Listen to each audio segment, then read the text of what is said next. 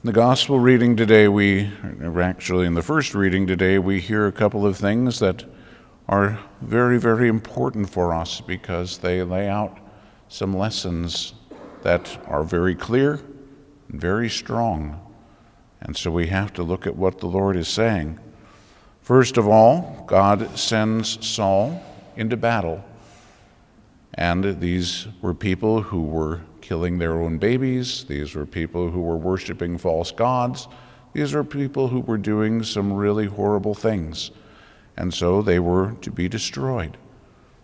But none of the things could be touched. In other words, the Israelites were not supposed to take their gold and silver. They weren't supposed to take the livestock. Everything just had to be left. But instead they took some of the sheep and some of the oxen because they were rejoicing because God had given them victory. And so they were going to offer these in sacrifice to God. That cost Saul his kingship. Now we look at it and say, but they had a good intention. They were offering these to God. That's a very good intention. They were doing it in disobedience to God. And what do you think? When you look at it and say, well, I'm doing it for God, but I'm doing exactly what God told me not to do, but I'm doing it for Him, so it's a good thing, so therefore it's okay. No. And that's why He says, obedience is greater than sacrifice. So we have to begin then by asking ourselves, are we really striving for obedience to God? That is a very difficult thing. We're more than happy to be obedient to God when He's asking us to do exactly what we want to do anyway. Oh, then obedience is a perfectly good thing. But when God asks us to do something that we don't want to do, something that's difficult for us, that's where we get ourselves into lots of trouble. And so I guess we could look at it another way and ask ourselves, am I really trying to conform my will to God's will? Because otherwise, I'm just doing my own will. I'm doing whatever I want to do. And is that what I really want to be doing? Then the Lord tells us a couple of other things through Samuel that are very important. For a sin like divination is rebellion. So we need to be very clear about this, because there are lots of Catholics who are playing games with this nonsense, and priests who are telling people that all these sorts of things are okay. So we need to be very clear about these things.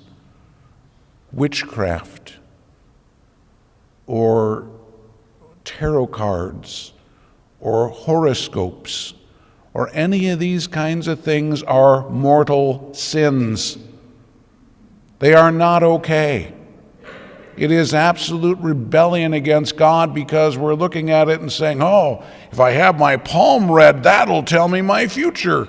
Really? On your palm? God knows your future, your hand doesn't. The stars don't know your future. Your tea leaves at the bottom of the cup don't know your future. This is a bunch of garbage. And it's looking for something other than God, which is why it is out and out rebellion. So if we're looking for answers, oh, let me call the psychic, let me call the medium, I need to find out where my relatives went when they died. No. Mortal sin, period, exclamation point, underlined. This is absolutely wrong. But it's fun, but it's cool. No, it's not. It's a sin. And the Lord makes it absolutely clear that it's a sin.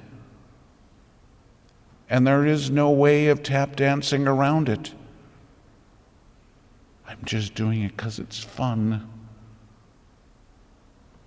What other sins are you going to say that about?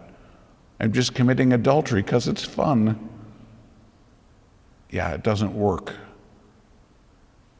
Divination in any form is a mortal sin, period. Then he goes on to say that presumption is the crime of idolatry. How many ways do we give ourselves over to idolatry? All the materialism, all the money, idolatry. But any form of selfishness. So if we're going to presume on God's mercy, that itself is a serious sin. But we don't usually think of it as idolatry. And yet that's exactly what it says. Because I'm making myself God. I'm putting myself as greater than God. I'm looking at it and saying, it's okay for me to go ahead and sin. I'll just go to confession. God doesn't mind. Yeah, he does. And so we're putting our sins as being greater than God. They're more important to me than him. So I've made my sins into a little God with the presuming idea that I will just simply go to confession, and that's okay. I'm not repentant for my sins. I'm not sorry that I did them. I know that they're sins, so I'll just go ahead and sin, and then I'll go to confession. No, that is a mortal sin by itself. So again, we need to be very clear about these things, and it says, because you've rejected the command of the Lord, he's rejected you. That is not something that any of us want to hear. Now, thanks be to God, he hasn't asked us to be, some big shot. But it doesn't matter. Yes, the more that has been given, the more is going to be expected. So those people that are in high positions are held to a greater accountability. That doesn't mean the rest of us are off the hook. So we have to look at these things and ask ourselves, am I being obedient? Am I striving again to conform my will to God? Am I looking to some kind of false god with some kind of divination? Am I presuming on the mercy of God in some kind of selfish way and making my sins into gods? All these things violate directly the love of God.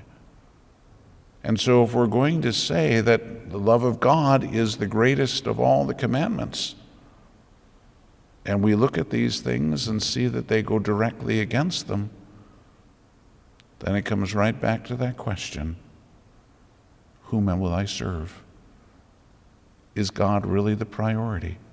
Or have I made myself and my sins and other things more important than God?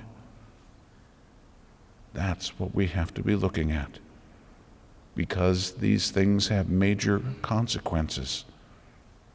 And we need to be very careful, because I know that there are people that are saying all this is okay. We have priests, we even have some bishops who say this stuff is okay. And so therefore we justify ourselves. Well, Father Groovy said it was okay for me to do that. Too bad. God didn't. So don't pick and choose who you want to listen to. Listen to the Lord. Be obedient to the Lord. Conform yourself to the Lord. That is where you're going to find peace for your soul. That is where you're going to find the fullness of the truth. That's what God is looking for from us, to strive in all things to do his holy will.